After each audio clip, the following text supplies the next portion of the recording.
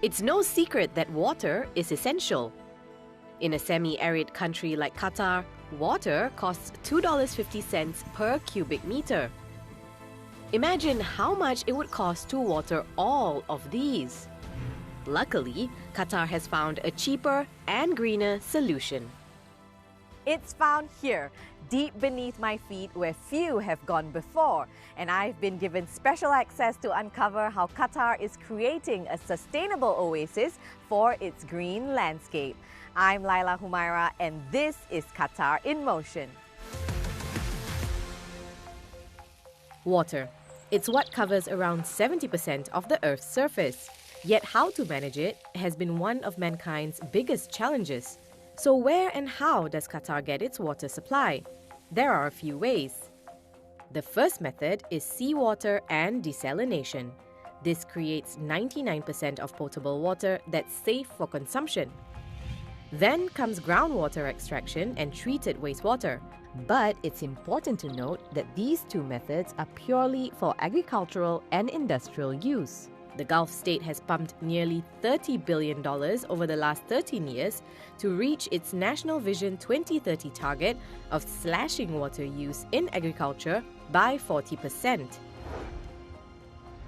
You may know this place as Qatar Cultural Village, home to Qatar's annual Dhow Festival, an amphitheater, plenty of restaurants, cafes, art galleries, and even hotels. But dozens of meters below this cultural district is an innovative water treatment facility, and I'm getting a special tour of what's called the Qatar Project. Under the green hills and bustling souk of Qatar, we enter a whole new world. A hidden secret that's quietly helping the country turn a page in water sustainability.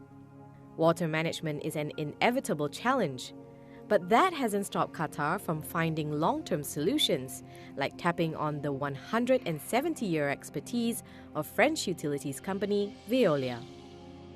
Veolia has collaborated with Qatar Project to build the first water reuse facility of its kind in Qatar, the treated sewage effluent, we call TSE polishing plant, by reusing water for irrigation and as a makeup water for district cooling. The facility is also part of Veolia's new, wider 3-year ecological strategy called Green Up, which aims to depollute, decarbonize, and regenerate the world's natural resources. This ambitious initiative focuses on delivering solutions that address today's most pressing environmental challenges while building resilience for the future. The Green Up strategy tackles multiple dimensions of environmental control, where water technologies represent one of the 3 key boosters. The Middle East region has also been designated as one of Veolia's 3 accelerated growth geographies. So what actually goes behind these pipes? And what's the science and mechanics putting everything in motion? Nicolas Tournier is the head of operations and performance at Veolia, and he breaks it down for us. So here we are in a TSE polishing plant. So the TSE water is arriving here behind this wall. So that's where it's stored before being treated. And the water goes inside those pipes, so you may not see it, but it goes first through these self-cleaning filters, and then it will go along the treatment, and then it moves on in these GRP pipes, and it goes to the UF filtration membranes that we have here. So inside these vessels are filtration membranes that continue polishing the water. But there's also another peculiar question. Why was this plant built underneath Qatar Cultural Village? The plant is located underground to minimize visual impact and reduce noise pollution in this very important cultural and touristic destination. Qatar project requirement was that it had to fit inside this basement to help conserve valuable land space. So we designed a tailored solution that could fit inside the space constraint and power supply requirements. By using this facility, up to 15,000 cubic meters of water is saved per day. That's 15 million liters. To give you an idea, that's approximately 6 Olympic-sized swimming pools, which is a lot of water. And instead of using massive amounts of fresh water to sprinkle over gardens and cool districts, the technology being deployed here means that raw sewage can be turned into reusable but high-quality water. At the moment, the water is being used for the intended purpose of a plant, which is feeding of the cooling towers and irrigation. So people can enjoy a nice air-conditioned environment in Qatar's cafes and retail spaces, while also enjoying the lush vegetation of Qatar Green Hills. So while the general public may not see the plant itself like you are seeing today, they may enjoy its many benefits while visiting Qatar. Like clockwork, these sprinklers at Qatar Hills switch on precisely at a certain time, several times a day, to keep the grass green. Just by looking at the lush lawn, it's hard to tell that the temperature in Qatar can hit nearly 50 degrees Celsius in the summer.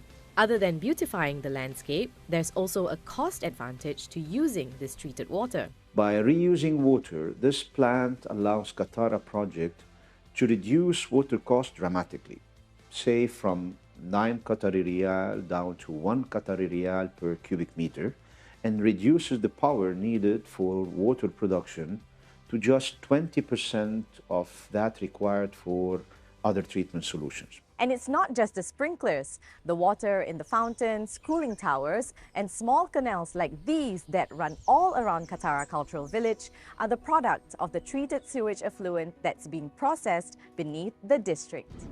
As heritage, creativity, history, and art continue to flood the spaces around Qatar Cultural Village, so will the flow of technology and innovation that's helping to keep it all afloat and steering Qatar towards a greener future.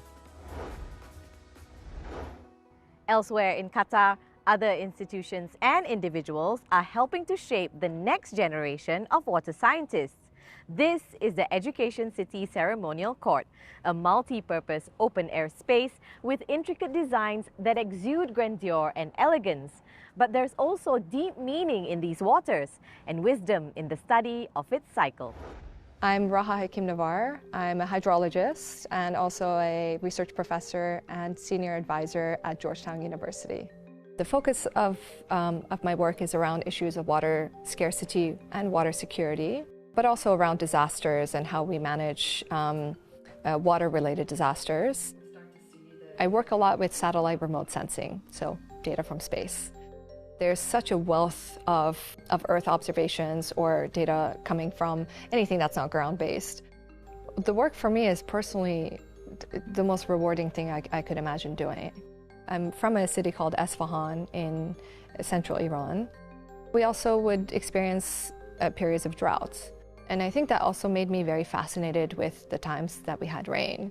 I loved it. I loved going outside when it was raining, and I loved collecting the water because it wouldn't rain all the time. Probably that early interest is what got me to get into hydrology. I wanted to be a part of things that could have real impact. I'm really curious about is how we can integrate all this different research to connect it with decision making, to connect it with policies, to connect it with economic decisions. So we're testing new ways of immersive-based teaching of environmental science to students that are not necessarily studying for an environmental science degree. Students got to learn about their immediate environment, which is Education City, looking at the facilities management of the buildings, how water and energy is managed. What are some of the challenges and what are some of the exciting, innovative things that are being implemented right here, where we live. Last year, we had students from Georgetown University in Qatar that were competitively selected to join a course about climate change adaptation in Greece.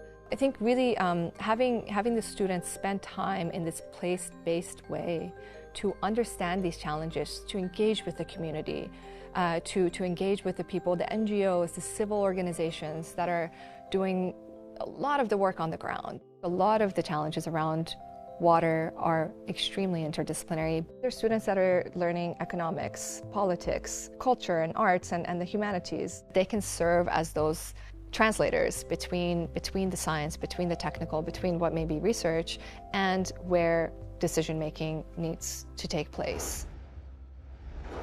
My quest to learn more about how Qatar will continue to develop its water technology has led me to the Qatar Environment and Energy Research Institute at Hamad bin Khalifa University. As its name suggests, KIRI is a leading research, development and innovation institute. One of its main focus areas is water security, and I'm going to meet Dr. Khalid Mahmood, who heads the Water Center at KIRI. Speaking in water security in general, we know that Qatar rely majorly on desalination for drinking water and consumption of water for public. There are actually this big project for storing drinking water in a mega reservoirs, and currently we have over 5 days kind of water security reserve, and the target actually to go to 7 days storage. Now, as I mentioned, they are enforcing the utilization of treated wastewater in these applications so that they can relieve the pressure on both either the desalinated water that's stored or groundwater, which is an issue that Qatar is trying to kind of fix, where the salinity of the groundwater is rising up because of the abstraction, less rain recently due to climate change and so on. So I see that there is a big future for reusing the treated wastewater to actually enforce the water security in Qatar. So while Veolia's water treatment facility is a hidden secret of Qatar Cultural Village, it's no mystery that it's helping Qatar move towards a more water secure and sustainable future. Sometimes it's worth looking beneath the surface in order to move ahead. And I certainly gained a new appreciation for this iconic district. That's all the time we have for now. Thanks for watching Qatar in Motion, and see you next time.